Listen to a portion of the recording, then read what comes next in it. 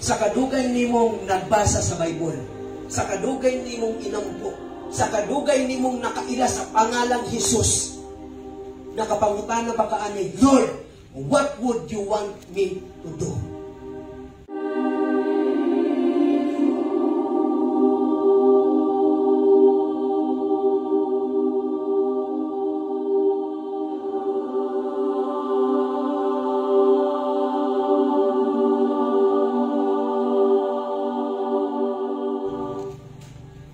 Isip ko sa kakristohanon nga nangalagad sa Ginoo, nisulod ba sa imong una-una kini nga pangutana? Ginoo, unsay kinahanglan kong buhaton? Akong balikon. Ginoo, unsay kinahanglan kong buhaton? Na sa panahon nga magkinabuhi ka isip kristohanon, nakapangutana ba ka ani sa Dios? Na sa panahon makamata ka sa buntag, sa panahon nga musakay ka, unsay klaseng sakyan nimo, grabe ang protection nga gihatag ni God, mga panalangin nga imong nasinakian, nakapangutana ba ka sa Dios nga Ginoo, unsay kinahanglan kong buhaton?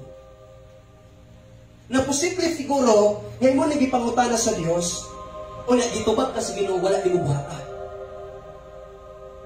Kaya nga naman, tanawa ha, atong tanawon ang nga disgutan diha sa Biblia, nga giingnan si Ginoo nga lakaw kay naatay buhaton. Atong tan-aw ng kinabuhi ni Apostol Pablo, mga kaigsunan ha, dili lalim. Tanaw ha, before siya nahimong Kristohanon, willing siyang mupatay. Nakita sa Dios, pag kani ma-convert gani, pag kani maluwas, kaya giting mamatay para nako kay nganuman. Kato gani iyang pagtulunan kani ato, willing to kill gani siya gani para siyang pagtulunan nga iyang nabatunan. Unsa na lang kaya pag kani akong gabiton? Usa kay kaya ning i-sacrifice para sa ako. Tanawa mga kaigsunan ha, atong tan-aw. O ipakita ko kaniya ang tanan nga iyang pag-aantuson tungod sa akong ngalan. Nga pag musunod na ka kay Jesus, pag si Jesus ang mabuot sa imuha, mag-antos ka dayon. Pag wala ka mag-antos, so kuwahin na sa kabubuton sa Ginoo. Kaya nga naman, si Apostol Pablo, ipaakto sa Ginoo dito sa Damasco, akto kay narito sa Ananias. Mooy mag-istorya sa imo, mooy magpahibalo sa imo kung unsay angay nimong buhaton. Mga kaigsunan, wala ba ta kapangutan na pwede man sila muingon directly kay Pablo? Pwede moingon siya dayon, Pablo, kato na moingon siya na, Saulo, anong gilutos mo man ako? Pwede man siya moingon dayon, ha, mo ni mong buhaton, mo ni ha? Magantos, ano gipaagi pa man na kay Ananias? Sige daw, gamanan man siya na Dios. Nagipag-istorya ganyan sa kang Saulo mo nang pagtuon pa sa Damasco para makita sila ng Ananias. Usay tumong, usay gusto nga ipasabot ni God. Kailangan mahimo kang submissive. Kailangan mahimo kang tapat sa Dios. Uy, pwede, uy! Pwede nga dili mo tuman si Pablo ani. O dili, uy! Hindi sa man kawagay kung kailanin mo. Ikaw man itong gisangyaw ni Pedro. Ikaw man itong gisangyaw ni Juan. Wala gil sa kamatuoran gino, wala sa Biblia na, wala sa Torah na, wala na sa Pentateuch nga ako ang gitunan. Pero unsay gibuhat ni Pablo, gingsunod siya sa tingog sa Dios. Kaya nga naman, tanaw mga kaigsunan ha, wala nagdahong si Pablo. Nga pagkabutan niya, ulugad daw. Uya pagkahuman, nakamata siya. Wala siya kabaloy. Nga pag-agto niya dito nga ang gusto niya ipabuhat sa Ginoo kaya mag-antos. Na pag-ingon ka sa Ginoo, pangalagad na mo kay mag-antos ka. O sa kay response ni mo? Na, ngayong si God, okay, biyay ang tanan. Pangalagad na ko. Biyay ang tanan, pag-servisyo na ko. Kaya pa di mo nang buhaton? Ang nahitabo kay imo hamon kung galing mong pagbuot mo, ang gusto ni mong buhaton. Dili pagbuot sa Ginoo. Kaya ang pagbuot sa Ginoo mga kaigsunan, dili mo kayang dawaton sa ulod. Hangtod nabuhit pa ka sa ulod. Pero pag nabuhit ka spiritually, mga kaigsunan, musugot kag sa dili mong mando ang Dios ni mo unsa dapat ni mong buhaton. Anak gyud dapat ni mong buhaton. Mingon ng Dios, biya ini. Kaya ni mong biyaan din. Atong ipadayon. Samtang nag-anam o kaduol ang pagbalik sa atong Ginoong Hesukristo, nag-anam usab kabugnaw ang pagpangalagad sa mga Kristohanon. Ang mga alagad sa Dios sa karaang panahon, andam sila mamatay, matuman lang ang kabubuton sa Dios. Andam sila mo nagitawag sila og martir, willing to die for Jesus. Pero kita, lipakon lang ta, dauton lang ta, pubalos ta. Amen? Sa ato ang generasyon karon, unsa man ni kalahian nga Hesus nga ilang gilagayan kanato sa atong panahon karon. Sa ilang panahon mga kaigsuonan, willing to die, mo nagitawag sila og saksi. Kaya nga naman, no matter what, ilang yung isang yaw ang pagtulunan ni Ginoong Kristo, pero kita, pag muabot ang daghang mga problema, daghang mga pagsulay, ang mahitabo, kalimtan gayon ang kaliadtong matugman mo sa Ginoo. Mudanag mga kaigsuonan ay mong pagpangalagad sa Dios. Kaya nga naman tanawa, labinag di mo kayo isun ang pulong sa Dios.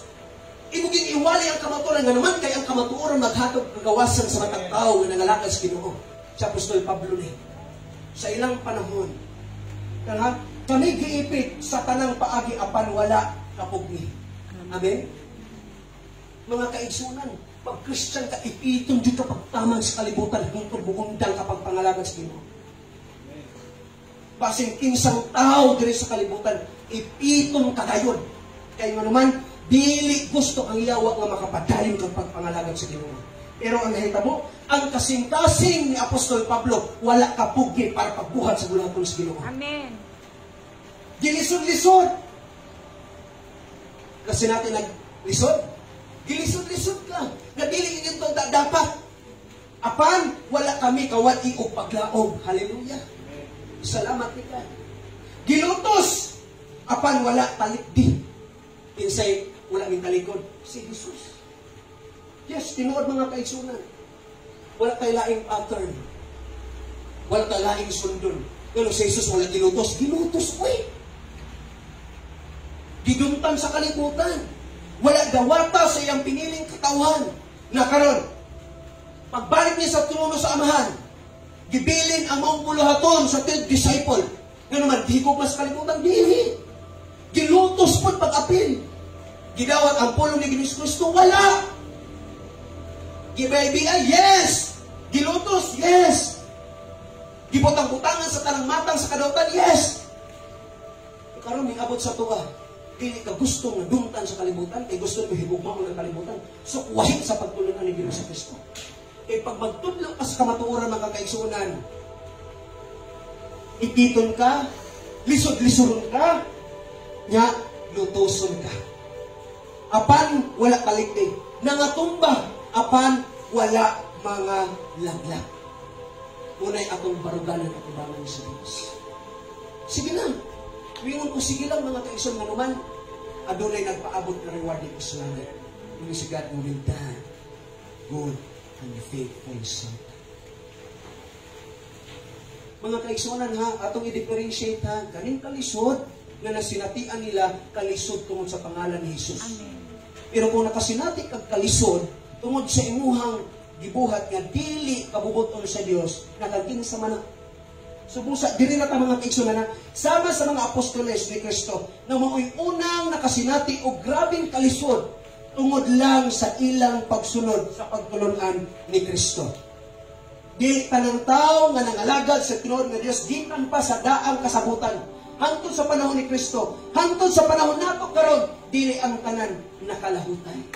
Pero kung sa giingon sa Ginoo, datapwat ang magtitiis hanggang sa wakas ay siyang maliligtas. Kung ano mo ang tusan mga kaigsuonan, no? Kana. Ipiton ka? Yes. Ang tusan. John 14:15 ang nahigugma ka na ko magtuman sa kanusunan. Sa 23, kung nagtuman ka sa sugo sa Ginoo, ang amahan ug ang anak magpuyok nimo na karon. Kung wa ka nagtuman sa buhaton sa Ginoo sa sugo sa Ginoo, so pasabot wala ka nahigugma. Kinsa may nagpuyok nimo? Akong balikon. kung nahigugma kamo kanako, nagtuman kamo sa ako mga sugo. Kung ako magtuman ka sa sugo, sige na nagpasabot na higugma ka. Ug ang amahan ug ang anak magpuyok nimo. Na karon, kung wala ka nagbuhat sa bulan sige na nagpasabot, na wala ka mahigugma sa Ginoo. Unya karon, isa may nagpuyok nimo. Muna ang dakong pangutana ko. Subo sa mga kaigsuonan, muna giingon sa Dios.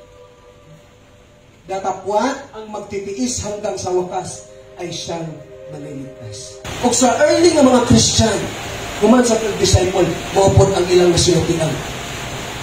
Worse kaayo.